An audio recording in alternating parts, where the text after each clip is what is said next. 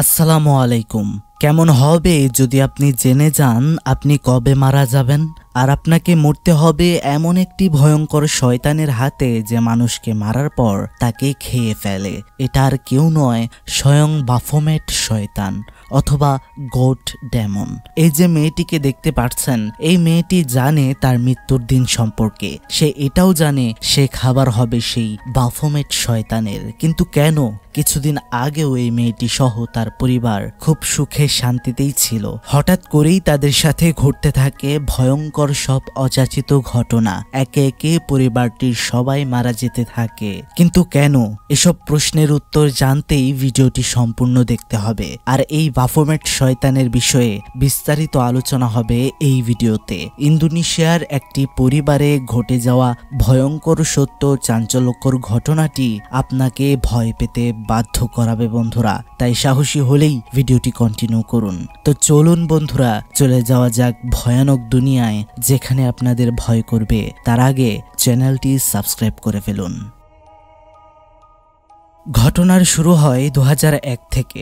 আমরা একটা পরিবারকে দেখতে পাই। এটা হলো নাদিয়া, আর এ হচ্ছে নাদিয়ার ভাই ইয়োগা, আর এটা তাদের বাবা সৈতানো, আর এ হচ্ছে তাদের মা মির্না, যে কিনা অনেক অসুস্থ ছিল। তার শরীরে ছিল অনেক ঘা।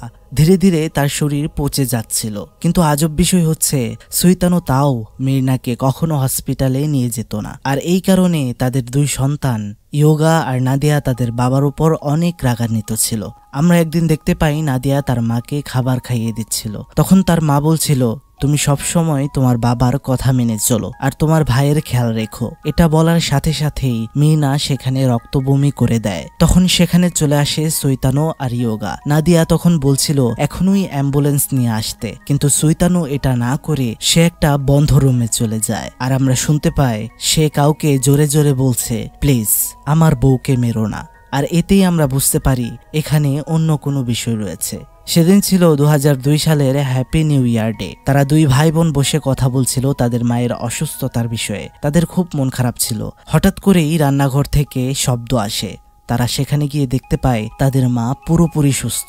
আর এতে তারা অনেক খুশি হয়ে যায়। নিজের বউকে সুস্থ হতে দেখে সৈতানও অনেক খুশি হয়। তখন তারা খাবার খেতে বসে। ঘড়ির কাঁটায় ঠিক 12টা, মানে নতুন বছরের শুরু হয়ে গিয়েছে। তারা সবাই সবাইকে উইশ করে। কিন্তু হঠাৎ করেই আমরা দেখতে পাই মির্না একদম চুপ হয়ে যায়, আর সে রান্নাঘরে চলে আসে। তার পেছন পেছন নাদিয়া আসে পানি নেওয়ার জন্য। কিন্তু নাদিয়া সেখানে গিয়ে যেটা দেখে সেটা দেখার জন্য সে একদমই প্রস্তুত ছিল না। সে দেখতে পায় তার মা চুলার উপরে থাকা ফুটন্ত গরম পানিতে নিজের মুখ ডুবিয়ে দিয়েছে। এতে করে মির্নার মুখ একেবারেই ঝলসে যায়। তখন সেখানে সৈতানো এসে মির্নাকে উঠায়, কিন্তু ততক্ষণে অনেক দেরি হয়ে গিয়েছে। তার মুখ একেবারেই ঝলসে গিয়েছে।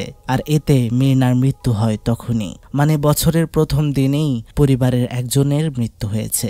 যাই হোক, আমাদেরকে দেখানো হয় ঠিক 3 মাস পরে। আর আমরা দেখতে পাই সৈতানুর একটা বিজনেস রয়েছে যেটাতে সে খুব লাভবান, এবং এই ব্যবসা সে মাত্র 3 মাস আগেই খুলেছিল যখন তার স্ত্রী মারা যায়। আর একটা আজব বিষয় রয়েছে, তার বাড়িতে কিছুদিন পর পর সে আসবাবপত্র পরিবর্তন করে ঘরের, মানে অপরিষ্কার হলে সেটা পরিষ্কার না করে একদম পাল্টিয়ে ফেলে। যেখানে তার স্ত্রীর রক্ত পড়েছিল সেখানেও সে নতুন টাইলস লাগিয়েছে। আর সে অনেক খুশি ছিল, যেটা মানতে পারছিল না তার ছেলে ইয়োগা, কারণ কিছুদিন আগেই তাদের মা মারা গিয়েছে।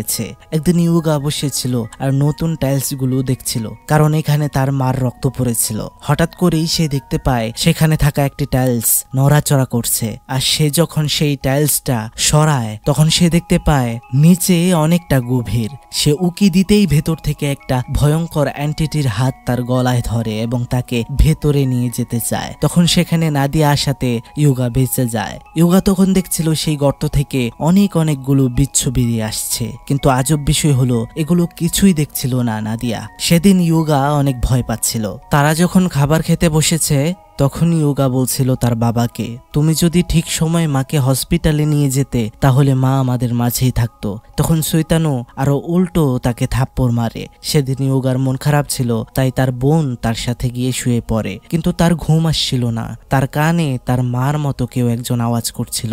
সে সেই আওয়াজ শুনে ফলো করতে করতে চলে আসে রান্নাঘরে। আর সেখানে দেখতে পায় তার মা উল্টো হয়ে দাঁড়িয়ে রয়েছে। তার মাকে সে ডাকতে যাবে তখনই সেই জিনিসটার মাথা উল্টো দিকে ভেঙে পড়ে যায়, যা দেখে ইয়োগা অনেক ভয় পেয়ে যায়। সে চিৎকার করতেই সবকিছু আবার ঠিক হয়ে যায়। তখন সে দেখতে পায় তার বাবা মানে সুইতানো সেখানে এসেছে। সে এসে রান্নাঘর থেকে একটা ছুরি নেয় আর সেখান থেকে চলে যায়। এগুলো লুকিয়ে লুকিয়ে দেখছিল ইয়োগা। তখন সে তার ঘরে চলে আসে আর সে বিছানায় শুয়ে পড়ে এবং ঘুমানোর অ্যাক্টিং করে। তখন সুইতানো সেখানে গিয়ে চেক করে যে তার সন্তান ঘুমিয়েছে কিনা। এটা চেক করে সে চলে যায় একটি বন্ধ রুমে, যে রুমটিতে সে আর কাউকেই ঢুকতে দেয় না। তখন আমরা দেখতে পাই সেখানে ইয়োগা তার বাবার পেছন পেছনে যায় আর সেখানে থাকা কি হোল মানে দরজার চাবির ফুটো দিয়ে সে ভেতরে ভয়ঙ্কর কিছু একটা দেখতে পায়। আর কি দেখতে পায় তা এখন আর আমাদেরকে জানানো হয় না।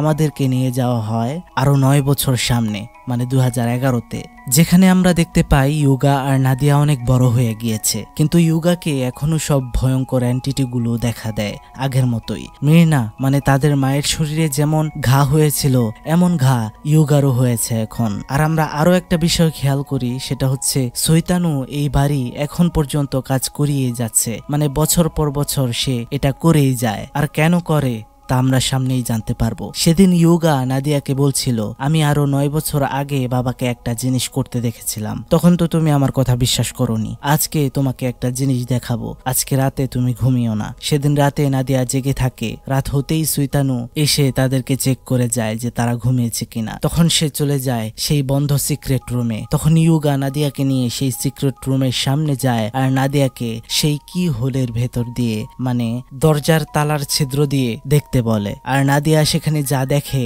তা দেখে তার চোখ একদমই বড় বড় হয়ে গিয়েছিল। তারা দেখতে পায় তাদের বাবা একটি ছাগলকে বলি দিচ্ছে আর একটি ভয়ঙ্কর শয়তানের রিচুয়াল করছে, আর সেই ছাগলের রক্ত সে সারা শরীরে লাগাচ্ছিল। আর এতে নাদিয়া বুঝে যায় যে তার বাবা কালো জাদু করে, যে কারণে তাদের পরিবারের এই অবস্থা। আর এই কারণেই হয়তো ইয়োগা মাঝে মাঝে ভয়ঙ্কর এন্টিটি দেখতে পায়। তখন সুইতানো সেই সিক্রেট রুম থেকে বের হয় ছাগলের কাঠা মাথা নিয়ে। এটা সে বাড়ির আঙিনায় মাটিতে পুঁতে দিবে। নাদিয়া আর ইয়োগা এসব দেখছিল। তখন নাদিয়ার অনেক রাগ হয় আর তার বাবার সামনে যায় আর বলে, এইসব তুমি কি করছো? আর এদিকে ইয়োগা গিয়ে সেই সিক্রেট রুমের দরজা ভেঙে ফেলে। তখন সেখানে গিয়ে সুইতানো তাকে আটকায়। তখন ইয়োগা তার বাবাকে বলছিল, তোমার কালো জাদুর কারণেই মা মারা গিয়েছে, শুধু তোমার জন্যই এসব হয়েছে। তখন সুইতানো সত্যটা সবার সামনে বলে। সে বলে সে আর মির্না যখন বিয়ে করেছিল তখন প্রথমে তাদের থাকার জায়গাটাও ছিল না, তারা একদম গরিব অবস্থায় ছিল। তখন তাদের সাংসারিক অবস্থা ভালো করার জন্য তারা একটি কবিরাজের শরণাপন্ন হয় এবং সেই কবিরাজ তাদেরকে একটি শয়তানের উপাসনা করতে বলে। আর তারা সেই উপাসনা করে। আর সেই শয়তানের উপাসনা করে প্রতি মাসে যদি তারা সেই শয়তানকে একটি করে ছাগল বলি দেয়, তাহলে তাদের অভাব অনটন দূর হতে থাকবে, তাদের সচ্ছলতা ফিরে আসবে। সেই শয়তানটা তাদেরকে সব দেবে যা তাদের প্রয়োজন ছিল। কিন্তু কিছুদিন যাওয়ার পর সুইতানোর স্ত্রী মির্নাকে ডিস্টার্ব করতে থাকে সেই শয়তান, আর মির্নার আত্মাকে নিয়ে যেতে চায়। আর কেন শয়তান এটা করে তা আমরা সামনেই জানতে পারবো। তখন সুইতানো তার স্ত্রীকে কথা দেয় সে সব সময় ছাগলকে উৎসর্গ করবে সেই শয়তানের কাছে, কখনোই বলি দেওয়া বন্ধ করবে না, কারণ বন্ধ করলে তাদের পরিবারের ক্ষতি হয়ে যাবে, মানে তাদেরকে সেই শয়তানের উপাসনা এখন করতেই হবে। এইসব শুনে ইয়োগার অনেক রাগ হয় সেই শয়তানের প্রতি। সে সেই রুমের ভেতর গিয়ে রিচুয়ালের সব জিনিসপত্র ভাঙচুর করতে থাকে। তখন সুইতানো গিয়ে থামায় আর তার ছেলের পক্ষ থেকে সে শয়তানের কাছে ক্ষমা চাইতে থাকে। তখনই ঘরের সব লাইট বন্ধ হয়ে যায়। নাদিয়া আর ইয়োগা সেই রুম থেকে বের হয়ে আসে, কিন্তু সুইতানো ভেতরে থাকতেই সেই রুমের দরজাটি বন্ধ হয়ে যায়। তখন ইয়োগা আর নাদিয়া দুজন বাড়ি থেকে বের হতে যাবে, তখনই তাদের সামনে এসে পড়ে ভয়ঙ্কর একটা শয়তান, যেটা অনেক লম্বা ছিল। সেটা দেখে ইয়োগা অনেক ভয় পেয়ে যায়। সে নাদিয়াকে নিয়ে অন্য দিক দিয়ে পালাতে যাবে, সেখানেও একটা ভয়ঙ্কর শয়তান এসে পড়ে তাদের সামনে। কিন্তু আজব বিষয় হলো এই সব কিছুই শুধু ইয়োগাই দেখতে পাচ্ছিল, নাদিয়া কিছুই দেখতে পাচ্ছিল না। আমরা এর পরের দিন দেখতে পাই নাদিয়াকে, সে কলেজে ছিল, সেখানে সে কম্পিউটারে বসে রিসার্চ করছিল যে কিভাবে এই কালো জাদু থেকে রক্ষা পাওয়া যায়। তখন সেখানে থাকা একটি ছেলে নাদিয়ার কম্পিউটারের স্ক্রিন সবার সামনে ভাসিয়ে দেয়, আর এতে সবাই এটা দেখে হাসাহাসি শুরু করে। আর নাদিয়া লজ্জায় সেখান থেকে বের হয়ে আসে, আর সে চলে আসে স্কুলের লাইব্রেরিতে, যেখানে আমরা একটা ছেলেকে দেখতে পাই যার নাম বেটসিয়াল। সে নাদিয়াকে অনেক পছন্দ করত, আর সে সেই লাইব্রেরিতে নাদিয়াকে রেস্ট করতে বলে। এরপর নাদিয়া বাড়িতে চলে আসে, কিন্তু কালকে রাতে যে তাদের বাড়ির বিদ্যুৎ নষ্ট হয়ে গিয়েছিল সেটা এখনো ভালো হয়নি, কিন্তু কাজ চলছিল। সেদিন সকাল থেকেই শৈতানুকে সে দেখতে পাচ্ছিল না, তাই কল করছিল কিন্তু পাচ্ছিল না। তখন সন্ধ্যা হয়ে যায়, বাড়িতে নাদিয়া একা, তার ফোনেও চার্জ নেই। সে তখন ইউগাকে কল দিয়ে বলে তাড়াতাড়ি বাসায় ফিরতে, আর সে তার প্রতিবেশীদের ঘরে যায় তার মোবাইল চার্জ দেওয়ার জন্য। আর সেখানে গিয়ে সে দেখতে পায় তার প্রতিবেশীরা ছাগলের মাংস দিয়ে খাচ্ছে। আর হ্যাঁ বন্ধুরা, এটা সেই ছাগলের মাংস যে ছাগলকে শয়তানের কাছে বলি দিয়েছে। আর সে প্রতিবেশীগুলো শৈতানুর উপর অনেক খুশি ছিল তাদেরকে মাংস দেওয়াতে, কিন্তু তারা তো জানতো না এই ছাগল জবাই কেন দেওয়া হতো। যাই হোক, এদিকে বাড়িতে আসে ইউগা। তখন সে নাদিয়ার চিৎকার শুনতে পায়। সে সেই শব্দ ফলো করতে করতে গিয়ে দেখে নাদিয়া দাঁড়িয়ে আছে বাথরুমের এক কোনায়। আর সে যখন নাদিয়ার কাছে যায় তখনই সে দেখতে পায় এটা নাদিয়া না, এটা একটা ভয়ঙ্কর এন্টিটি যার মুখ থেকে বিচ্ছু বের হচ্ছিল। তাকে দেখতেও খুবই বিভৎস লাগছিল। এটা দেখে ভয় পেয়ে যখন পালাতে যাবে ইউগা, তখন সেই ভয়ঙ্কর শয়তানটা অন্য দিক থেকেও অ্যাটাক করে ইউগাকে। তখন ইউগা কানের মধ্যে ধরে চিৎকার করছিল চোখ বন্ধ করে। তখনই সেখানে নাদিয়া চলে আসে আর সবকিছু স্বাভাবিক হয়ে যায়। কিছুক্ষণ পরেই আমরা দেখতে পাই শৈতানু বাসায় চলে এসেছে, কিন্তু তার সাথে নিয়ে এসেছে একটি ছাগল। তখন নাদিয়া বলে তুমি কোথায় ছিলে সারাদিন? তখন শৈতানু বলে আমাকে এখনই ছাগলকে বলি দিতে হবে। তখন নাদিয়া বলে আমরা তো সারাদিন এই শয়তানের উপাসনা করতে পারবো না, এগুলো কতদিন করবে? তখন শৈতানু বলে আমরা যদি এটা অফ করে দেই তাহলে আমরা কেউ বাঁচতে পারবো না। তখন আমরা দেখতে পাই নিরুপায় হয়েই ইউগা আর নাদিয়া তাদের বাবাকে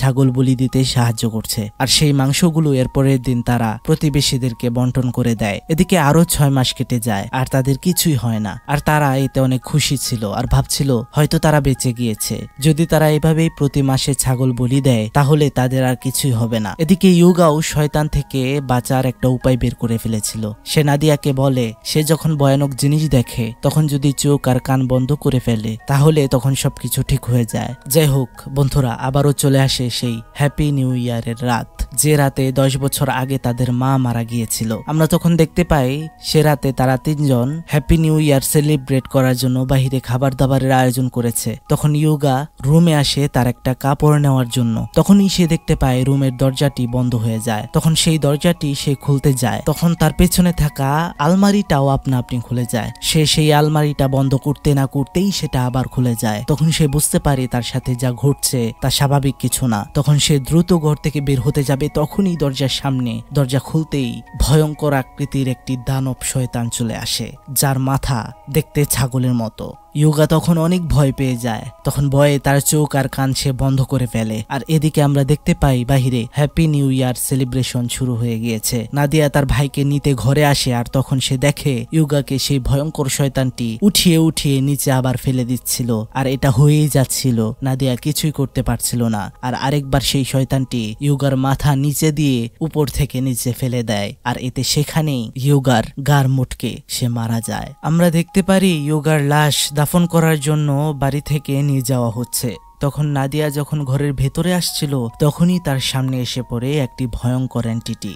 এটা দেখে সে অনেক ভয় পেয়ে যায় এবং তার চোখ আর কান সে ভয়ে বন্ধ করে ফেলে। তখন আবার সব স্বাভাবিক হয়ে যায়, কিন্তু আজব বিষয় হচ্ছে এটা তার সাথে আগে কখনো ঘটেনি। আর আমরা এদিকে দেখতে পাই শৈতানের ব্যবসা অনেক ভালো হচ্ছে, কিন্তু তার মন ভালো ছিল না। এদিকে কলেজের ক্লাসের মধ্যে বসেছিল নাদিয়া, হঠাৎ করেই তার সামনে একটা কাটা ছাগলের মাথা পড়ে যায়। আর এটা দেখে সে অনেক ভয় পেয়ে যায়। আর সেখান থেকে সে চলে আসে লাইব্রেরিতে, যেখানে ছিল সেই ছেলেটা। সেই ছেলেটা নাদিয়াকে বলে তার কি হয়েছে। নাদিয়া যেন সেই ছেলেটাকে সব বলে, কিন্তু নাদিয়া কিছু বলতে চাচ্ছিল না। তখন সেই ছেলেটা বলে তুমি যতক্ষণ পর্যন্ত তোমার ভেতরের কথা বাইরে কাউকে না বলবে ততক্ষণ তোমার মন ভালো হবে না। তুমি আমাকে না বলো, অন্তত কোনো ডায়েরিতে লিখে রেখো। তখন আমরা দেখতে পাই সেই ছেলের কথাটা নাদিয়ার পছন্দ হয়, তাই সেই ডায়েরিতে তার ঘটনা লিখতে শুরু করে। তখন হঠাৎ করে সে তার মৃত ভাইয়ের শব্দ শুনতে পায়। সে সেই শব্দ অনুসন্ধান করতে করতে চলে আসে সেই সিক্রেট ঘরে। সেই ঘরের ভেতরে সে ঢুকতেই তার চোখ ছানা বড়া হয়ে যায়। সে দেখতে পাচ্ছিল সেই ভয়ঙ্কর শয়তানটি সেটি তার ভাইয়ের লাশ কাঁচা খাচ্ছে। সেটা দেখে সে খুবই ভয় পেয়ে যায় এবং চিৎকার করতেই সেই ভয়ঙ্কর শয়তানটি তার হাতে আঘাত করে সেখান থেকে চলে আসে। তার সাথে এই ঘটনাটি ঘটে যায় আর এটা তার বাবার সাথে সে শেয়ার করে। সুইতানু এই কথা শুনে অনেক ভয় পেয়ে যায়। সে আর দেরি না করে এর পরের দিন বের হয়ে পড়ে একটি জায়গায় যাওয়ার জন্য। তারা যখন গাড়িতে যাচ্ছিল তখন জঙ্গলের মধ্যে নাদিয়ার চোখে একটা বুড়ি সে দেখতে পায়, আর সেটা যে কোনো মানুষ না তা বোঝাই যাচ্ছিল। এক পর্যায়ে তারা জঙ্গলের ভেতর দিয়ে যাওয়ার সময় তাদের সামনে সেই বুড়িটি এসে পড়ে এবং চৈতন্য গাড়ি ঘোরাতেই তাদের অ্যাক্সিডেন্ট হয়। তখন যখন নাদিয়া তার পাশে তার বাবার সিটের দিকে তাকায় তখনই দেখতে পায় সেই শয়তান বুড়িটি তার পাশেই বসেছিল, সেটা তাকে ভয় দেখাচ্ছিল। আর সে ভয় পেয়ে গাড়ি থেকে বের হয়ে যায় আর তার বাবাকে খুঁজতে থাকে জঙ্গলে। তখন সে দেখতে পায় একটা লোক বসে আছে। সে ভাবে সেটা হয়তো তার বাবা। সে সামনে এগিয়ে যেতেই দেখতে পায় সেটাও কোনো মানুষ না, সেটাও শয়তান। তখন নাদিয়া সেখান থেকে পালিয়ে যায়, কিন্তু সে যেখানেই যাচ্ছিল সেখানেই কোনো না কোনো ভয়ঙ্কর শয়তানগুলো সে দেখতে পাচ্ছিল। তখন তার সামনে এগিয়ে আসছিল অনেকগুলো ভয়ঙ্কর শয়তান। তখন একটা বাচ্চা শয়তান তার পা ধরে টেনে তাকে ফেলে দেয় আর তার উপরে উঠে বসে। তখন নাদিয়া চিল্লাতে থাকে আর সব শয়তানগুলো তার উপরে এসে দাঁড়ায়। এই সব সে সহ্য না করতে পেরে সেন্সলেস হয়ে যায়। যখন তার জ্ঞান ফিরে সে তখন তাকে একটি ঘরের ভেতর আবিষ্কার করে আর পাশের রুম থেকে সে আওয়াজ পাচ্ছিল তার বাবা সেখানে একটি তান্ত্রিককে বলছিল তাদেরকে যেন সেই তান্ত্রিক সাহায্য করে। আর সেখানে নাদিয়া অনেকগুলো ফ্যামিলি ফটো দেখতে পায় আর সেগুলোর উপর কালো কালো ছাপ পড়ে গিয়েছিল। তখন সেখানে চৈতন্য আর কবিরাজ চলে আসে আর বলে এখানে যাদের ছবি দেখতে পাচ্ছ তারা আমার কাছ থেকে সাহায্য নিয়েছিল আর তাদের ছবির ভেতরেই কালো ছাপ পড়েছে যারা শয়তানের কথা অমান্য করেছে, আর তোমার বাবাও মানে চৈতন্য অমান্য করেছে। মানে বন্ধুরা, এই কবিরাজ থেকে সাহায্য নিয়ে যখন কালো জাদু শুরু করেছিল চৈতন্য আর তার বউ, তখন শয়তানের সাথে চুক্তি হয়েছিল একটি ইচ্ছার।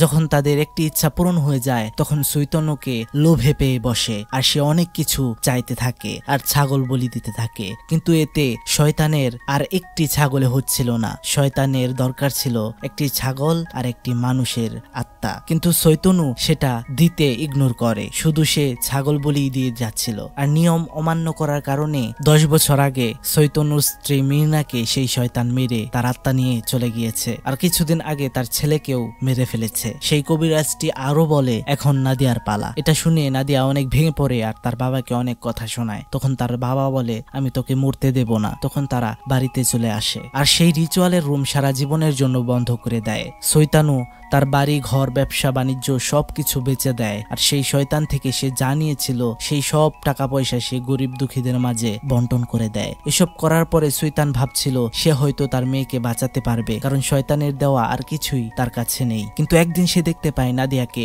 শয়তান পজেস করেছে আর নাদিয়া অন্যরকম অঙ্গভঙ্গি করছে। তখন হঠাৎ করেই পজেস হওয়া নাদিয়া তার বাবাকে অ্যাটাক করে দেয়। তখন শয়তানু তার মেয়েকে মেরে অজ্ঞান করে ফেলে আর নাদিয়াকে নিয়ে বাড়ি থেকে বের হয়ে পড়ে সারা জীবনের জন্য, কারণ সে বুঝতে পেরেছিল এই বাড়িতে থাকলে তার মেয়েকে সে কোনোভাবেই বাঁচাতে পারবে না। আর সে বেরিয়ে পড়ে সারা দুনিয়ার কাছে সাহায্য নেওয়ার জন্য। তারা পুরো ইন্দোনেশিয়ার শহরে ঘুরে বেড়ায়, বড় বড় তান্ত্রিক কবিরাজের কাছে যায় সাহায্য চাইতে, কিন্তু সবাই তাদেরকে না করে দেয়, কারণ এই ভয়ঙ্কর বাফুমেট শয়তানের সাথে লড়তে কেউ রাজি ছিল না। দেখতে দেখতে বছরের পর বছর কেটে যায়, কিন্তু তারা বাবা মেয়ে এই গাড়িটাকে ঘর বানিয়ে ফেলেছিল এবং নতুন নতুন কবিরাজের সাথে দেখা করছিল বাঁচার জন্য।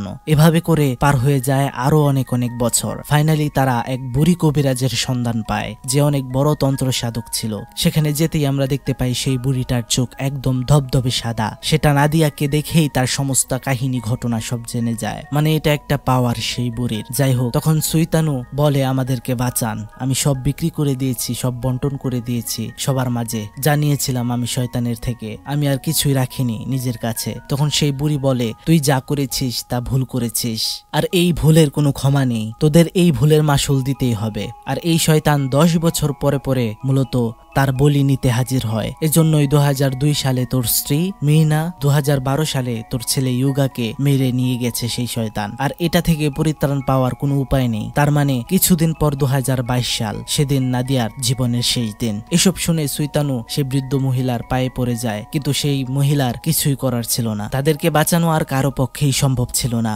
আমরা তখন দেখতে পাই নাদিয়া অনেক ভেঙে পড়েছে আর এই এত বছর ধরে সে কিন্তু ডায়েরিতে সব ঘটনাই লিখছে। তার বাবা তখন তাকে বলে চলো আরো অন্য কবিরাজের কাছে সাহায্য চাওয়ার জন্য। তখন নাদিয়া মানা করে দেয়। সে বলে আমি ক্লান্ত, সে তার ভাগ্যকে মেনে নিয়েছে। তারা তখন বাসায় চলে আসে আর রাতে নাদিয়া তার ছেলে বন্ধু বেটলিয়াসকে নক করে এবং বলে কালকে দেখা করার জন্য, এবং তারা সেদিন দেখা করে, টাইম স্পেন্ড করে। তার 10 বছর ধরে লেখা ডায়েরিটা সেই ছেলেকে দেয় আর বলে সে যেন হ্যাপি নিউ ইয়ারের পরেই এই ডায়েরিটি পড়ে। তারপর আমাদেরকে দেখানো হয় ঘড়ির কাঁটায় প্রায় 12টা বাজতে চলল। তখন নাদিয়া আর তার বাবা খাবার টেবিলের খাবার শেষ করেছে, শেষ খাবার। তখন নাদিয়া বলে তার বাবা যেন সেই শয়তান তাকে মারার সময় সেখানে না থাকে। তখন শয়তানও তার মেয়ের কাছে অনেক মাপ চায়, ক্ষমা চায়, আর সেখান থেকে সে চলে আসে। আর তখনই আমরা দেখতে পারি ঘড়ির কাঁটায় 12টা বেজে গিয়েছে। তখনই লাইটগুলো নিভু নিভু করছিল শয়তান এলো বলে। তখনই আমরা দেখতে পাই নাদিয়ায় সারা শরীর চুলকাতে আরম্ভ করেছে, আর সে এগুলো সহ্য করতে না পেরে তার শরীরের চামড়াগুলো টেনে টেনে ছিঁড়ে ফেলছিল। তখনই সেই ভয়ঙ্কর শয়তান সেখানে আসে আর নাদিয়াকে মেরে তার আত্মা তার সাথে নিয়ে যায়। আর স্বাভাবিকভাবেই সেই ছেলেটা যখন ডায়েরিটি পড়ে তখন নাদিয়া আর এই পৃথিবীতে নেই। আর হ্যাঁ বন্ধুরা, এই ডায়েরি থেকেই এই ঘটনাটি জানা যায়। আর সতনই ধীরে ধীরে পরিবারের সুখে শোকাহত হয়ে পড়ে, আর তার সাথে ধীরে ধীরে ঘটতে থাকে ভয়ঙ্কর সব ঘটনা। তার পরিবারের 3 জনকেই সে দেখতে পায়, কিন্তু সবার মাথা ছাগলের মতো হয়ে যায়। হয়তো এভাবেই সতনইকেও সেই শয়তান তার সাথে নিয়ে যায়। বন্ধুরা, এটা কিন্তু ইন্দোনেশিয়ার সত্যি একটি ঘটনা। এবার বলি শয়তান বাফোমেটের কথা। এই ঘটনাতে আমরা যে দানব অথবা যে শয়তানটিকে দেখতে পেয়েছি, মানে ছাগলের মতো, নাম মূলত বাফোমেট অথবা গড ডেমন। আর যার বিষয়ে আপনি ভালো করে জানতে পারবেন উইকিপিডিয়াতে যদি একটু রিসার্চ করেন। স্ক্রিনে যে ছবিটি দেখতে পাচ্ছেন এটিই হচ্ছে বাফোমেট শয়তান অথবা গড ডেমন। শয়তানের পূজারীরা এটাকেই শয়তান ভেবে পুজো করে, যদিও শয়তানের চেহারা এমন না। আর আপনারাও তো জানেন যেখানেই অন্ধবিশ্বাস সেখানেই শয়তানের বেঁচে থাকার পূর্ণ আশ্বাস। যাই হোক বন্ধুরা, লোভে পড়ে এমন কিছু করবেন না যেটাতে আপনি এবং আপনার পরিবার পরিজনদের ক্ষতি হতে পারে। জিন, শয়তান, এন্টিটি এগুলোর অস্তিত্ব অবশ্যই রয়েছে, যদিও বিশ্বাস করা বা না করা আপনার বিষয়, কিন্তু কখনো কালো জাদুর আশ্রয় নেবেন না। ভিডিওটি ভালো লাগলে অবশ্যই শেয়ার করবেন এবং চ্যানেলটি সাবস্ক্রাইব করে দেবেন। আপনারা অনেকেই ভিডিও দেখেন কিন্তু চ্যানেলটি সাবস্ক্রাইব করেন না, এতে আমি খুবই মনক্ষুণ্ণ বন্ধুরা। তাই প্লিজ চ্যানেলটি সাবস্ক্রাইব করবেন আর আমাদের সাথেই থাকবেন। দেখা হচ্ছে খুবই তাড়াতাড়ি নেক্সট ভিডিওতে। ভালো থাকবেন। আসসালামু আলাইকুম।